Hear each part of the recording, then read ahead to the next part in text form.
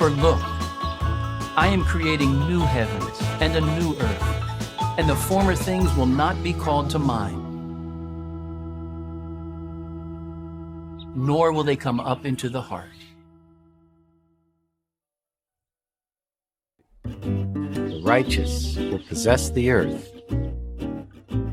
and they will live forever on it.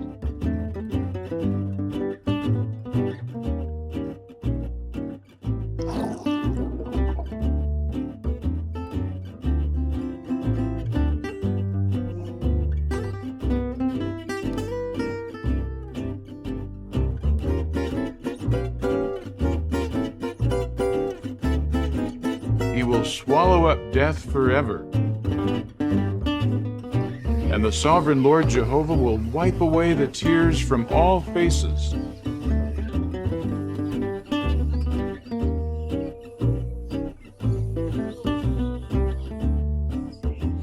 He will wipe out every tear from their eyes, and death will be no more. Neither will mourning, nor outcry, nor pain be any more. The former things have passed away.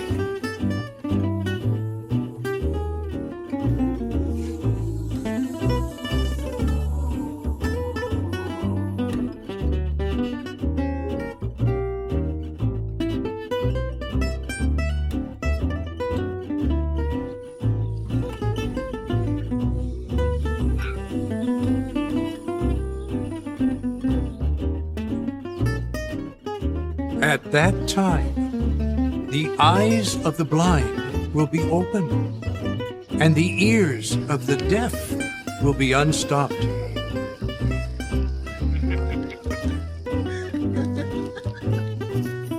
At that time, the lame will leap like the deer,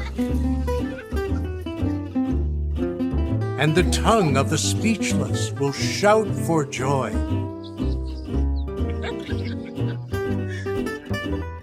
For waters will burst forth in the wilderness,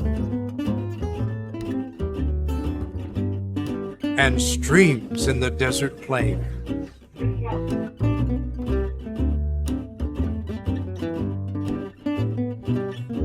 They will build houses and live in them.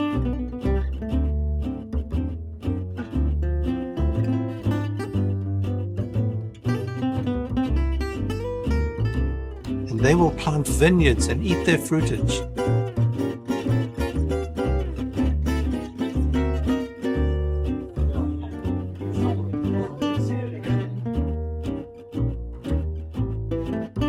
For the days of my people will be like the days of a tree, and the work of their hands my chosen ones will enjoy to the full.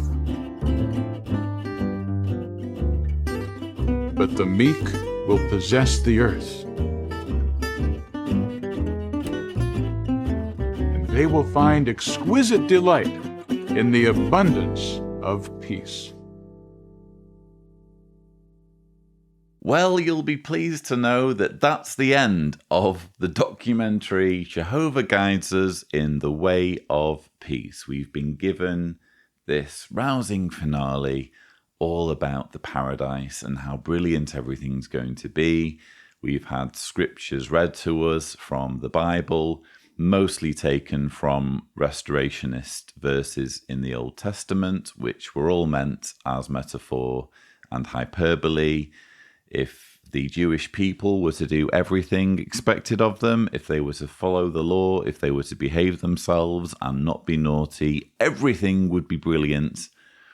And there would be streams in the desert places, their land would be fertile and productive, and everything would go well for them. And Jehovah's Witnesses take these verses and apply them to a literal paradise earth. As I've explained in previous videos, the word paradise only appears 3 times in the Bible. And of those 3 times, Jehovah's Witnesses themselves only acknowledge one of those instances as applying to a literal future paradise, namely when the criminal was being impaled next to Jesus. And Jesus said to him, "Truly, I tell you today, you will be with me in paradise." That's the only time in the whole of the Bible that God decides to refer to paradise in such a way that supposedly applies to a future global paradise. In all of the Bible. I discussed this and other issues in a video I made, if Tibor is gracious. A thumbnail will appear, 12 problems with the Jehovah's Witness paradise teaching, or words to that effect. And even more problems unravel the more you think about the paradise teaching and the more you try to depict it, as I've argued previously. I mean, let's just think about what we've just been seeing. I'm going to set Tibor a challenge here. I'm hoping that he can actually show you the footage that I'm referring to. But what they're showing is frankly impossible in the paradise they describe. Remember, we're talking about a dystopia where the world has been denuded of modern infrastructure. So realistically, we're talking no power stations, no electricity. We're talking no water treatment. You know, humanity gets sent back to the Dark Ages if what Jehovah's Witnesses expect to happen happens. If there is worldwide destruction of Satan's system, then essentially we're living in the times of Braveheart. As I've said before, we're talking ramshackle huts. We're talking carts, horses and carts, and that sort of thing. We're not talking the sort of things we're seeing here. And here's my list of examples. We've seen kayaks. We've seen snorkel masks. We've seen surfboards, yachts. We've seen steel cables, which along with the yachts would suggest metal foundries. We've seen lots of machined wood. We've seen lots of modern textiles. And we've even seen guitars, or at least one guitar. So, you know, who's making all of this stuff? Who gets the gig of working in the metal foundry or building yachts or machining wood? Just the machining wood, if you think about it, would be a tough gig. And nearly all of the illustrations in the literature going back decades show these timber-framed structures where the wood is all neatly machined. If you've ever been in a lumber yard, you know that it's a messy, unpleasant place with sawdust everywhere. It's noisy, it's grimy, it's horrible, quite frankly. And yet some Jehovah's Witness or some Armageddon survivor or some resurrected one, more on that later, has the job of being stationed there and making all the machined wood for everyone else. And you can only imagine how unpleasant that would be, or if you were working in a metal foundry, or if you were working in a textile mill. Who gets that gig?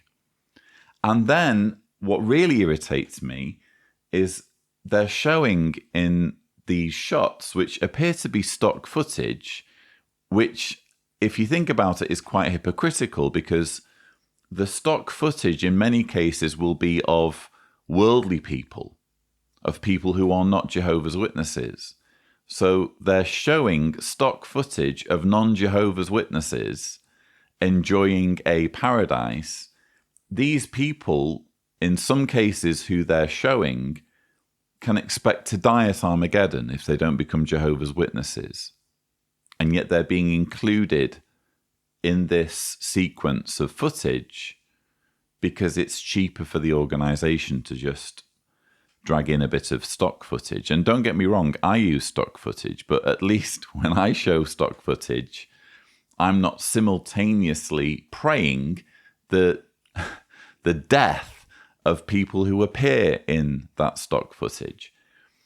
And speaking of death, you have the teaching, as I've said before, that all non-Jehovah's Witnesses will die at Armageddon. I'm sorry, it's in the literature.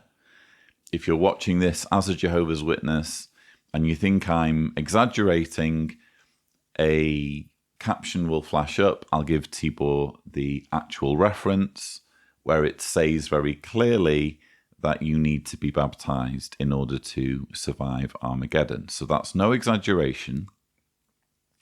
And what will then happen after all the bodies have been buried, or all the death and destruction has been terraformed over, then you have gradually, over the course of 1,000 years, tens of billions of people from history, people who died right up to just before Armageddon starts, tens of billions of people being resurrected, the good, the bad, and the ugly.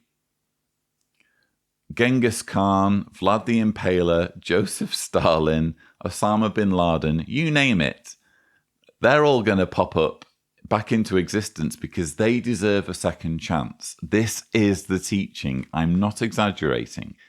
Tens of billions of people who have ever lived get resurrected, and yet you have, in these scenes of paradise, maybe Tibor can overlay just a couple of examples, wide open spaces. There's going to be loads of space for you to ride your horse in. There's going to be loads of space for you to take your kayak out. I was watching that kayak scene and I was thinking a realistic portrayal would be the same scene with just hundreds of kayaks all competing for space. That would be more realistic. Or walking along the beach, and instead of it just being one couple walking along the beach, just this heaving mass of bodies on the beach, as you might expect in a tourist hotspot. That's what you should expect in paradise, because Earth's population now is heaving at nearly 8 billion, and yet apparently that's not enough. Apparently in the future, Earth's population will be tens of billions. So even by the Jehovah's Witness theology, if you think about it, much of what we've seen here doesn't make sense. And what it amounts to is trickery and manipulation, because they're trying to, like any clever hucksters and charlatans, they're trying to put a positive spin on things. They're trying to portray things as being desirable. So they're basically giving you this could be a tourist promotional video, couldn't it? They're giving you all of these perks if you can make it through Armageddon as an obedient Jehovah's Witness. They're dangling this carrot and saying, hey, just imagine having your own yacht. And hey, just imagine playing the guitar around the campfire. These are all things you could do now. All of this footage has been filmed right now in real locations in Satan's system of things. The trouble is, when you're a Jehovah's Witness, you're so busy serving the organization, you're so busy on this hamster wheel of constantly trying to do better and constantly trying to live up to the expectations placed on you by the governing body, that you don't have time to enjoy your life now and go to all of these exotic places.